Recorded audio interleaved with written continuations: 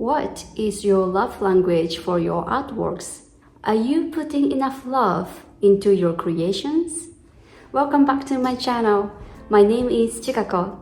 I'm your illustrator friend. This is a safe place for all of us creatives pursuing art. If you are watching my video for the first time, nice to meet you. I've moved quite a lot in my life. This place is my 11th new place, here in Saskatchewan, Canada. This place has a big sky stretching out because it's so flat and there are no mountains. Also, I've heard that winter is very harsh, so let's see. Because of my lifestyle, I've struggled to keep all my artworks. All my digital artworks are stored in my iPad, which is great. But my traditional artworks has been often a logistical challenge. Every time I moved, I didn't value my artworks enough to keep them. Looking back, I regret that decision. I used to think like this. Sketchbooks are heavy and canvases are full of paints and it's thick. To me, having a space in my suitcase was much more important than keeping my past artworks. Because I thought I always could create better artworks in the future. But because of this habit of not keeping my past artworks, I recognized that I don't see how much I dedicated to my art or how much progress I've made. I should have put more affection and attention into my past artworks. I gave up so easily, so I wonder, how could I appreciate my artworks more in different ways? Let's find a way to love your artworks. And let's go!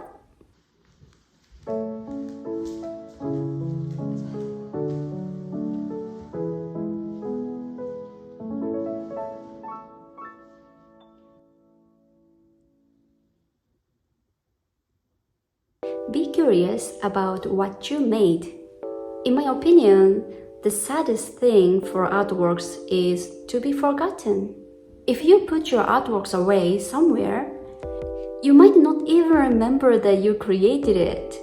Let's take time to reflect on your artworks after you make them. Why did you make it? How did you feel about it? What was the part that you're proud of it? Or what was the part that you struggled? Let's consider the environment too. Was it a rainy day or a sunny day? Or was it night or day? Each little detail will help you appreciate your artworks more. Speaking out loud or writing down on your thought rather than just thinking them. This activity will also help you in the future when you decide to sell your artwork and need to explain about your artwork to customers. Well, that part is a bit extra though. Let's make a title and story. I know some of you make art spontaneously, but giving title and story can give more love to your artworks. I have an example. You don't call your pet like dog or cat, right? They have lovely name. Let's do to your artworks too. Give each piece an individual name so that you can refer to it. Add something special rather than calling that artwork or this artwork. If you can create a story about it, your artwork will have more depth. If you are unsure about it, you can even talk about yourself. What were you thinking or feeling when you made it? You can also come up with your story and title after you finish the piece. The important part is to give a name and story to pour love into it. My latest artwork collection is called Bittersweet Memories. I used a lot of acrylic paint because I wanted to use it up before moving. The richness of the paint reminded me of chocolate textures. I used my fingers for most of the textures and a sharp nail for different designs.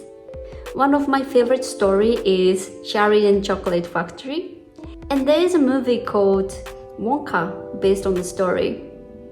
While I was making this, I've been singing the Wonka song. Do you have a sweet tooth? I do. Na na na na na na. Oh. This red part represents velvet. It's sour, and this part is milk as sweetness. Sweet and sour, a bit bitter, and reflecting the feeling of moving to new places. Since these artworks are not edible, I ran to a cake shops to get the real chocolate cakes after finishing them. Make an art book. Ideally, I'd keep them all, but if that is not possible, I would create a collection art book to remember what I made in the past. I want to make a physical book or ebook, tidily organized and beautifully presented. This applies to digital illustration too. One downside of digital artworks is that you can't physically see how much you've created because it's all on your device. Digital is convenient, but I tend to forget how much I've done. It's different from having physical papers. With a sketchbook, there's a tangible end. Having a book for myself would also make a nice portfolio to show to people interested in my artwork in the future. Let's record your process. Watching the making process is fun and let you enjoy it from a third-person perspective. You can record with a camera or take photo from time to time. I record my process with my iPhone, but my iPhone case has acrylic ink on the surface. Oh, my clothes too. Artist life. This isn't always ideal for me though. I have a concern that my purpose will shift to create art for video contents instead of enjoying art itself. So, it's a balance. Recording helps you discover your artistic process, including your attitudes, emotions, and atmosphere. It shows how much you enjoy creation and allows you to be playful with your artworks. Before moving to number 5, if you are struggling to love your artworks, let's think together. Loving your artwork could be also depending on your mental state too. A few years ago, I had a rough time. Everything that I made was something off. It might sound a bit dramatic, but I couldn't embrace my imperfection in my artworks. It is also acceptance. My past works are rough and unpolished, and had a nice, beautiful human touch. What is your definition of imperfection? And what is your definition of the best artwork? Your creation is beautiful, just like you. Let's embrace what you create today, and if you are feeling something is off, let's explore and add to it little by little during your art journey. I made a video about artist mental health for extra follow-up. I will leave the link below. Let's remake your art. Remaking your artwork can be a fun way to reuse your ideas. When I look at my past work from 7 years ago, the year I started drawing, I feel a mix of emotion, like uneasiness, joy, but loneliness, and fear of criticism. And I didn't know how to share with people. From my last video about moving, this comment got me so much. It's okay to release the previous chapters like visiting, but never get stuck there. It's all about knowing how to let go. My way of letting go is to remake my past artworks. Unfortunately, I've thrown away many of my artworks and I don't have them anymore. So from my pictures I took, I remade some artworks with joy to love and embrace them. Finally, let's talk about sharing your creations. Keeping your artwork for your own joy is also amazing. But don't forget that your artwork brings joy to others as well.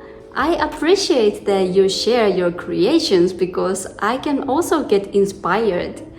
As a part of human culture, we should all appreciate diverse artworks and explore together. Make art products. I have postcards based on my illustrations. They are postcard collectors too, and postcards are an affordable way for people to support artists. Exhibitions, galleries, art cafes.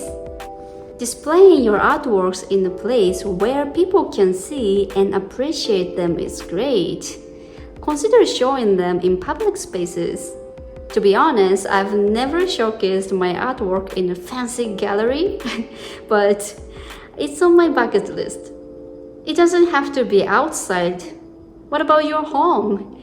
Using your artwork for home decor can be wonderful. I loved my small studio filled with my artworks. I'm excited about creating an art studio in this space, sharing it with you later. But I still don't have furniture yet, so yeah, it's later on. Teaching, workshops. Even if you don't keep the artworks themselves, your techniques are stored in your mind. Why not pass on your skill to someone else? Teaching requires a deeper understanding of your craft and helps you organize what you're doing. Before becoming a full-time illustrator, I was a Japanese language teacher. I find it very fulfilling because sharing knowledge felt like a contribution. Seeing people make an effort to speak a different language motivated me to learn more.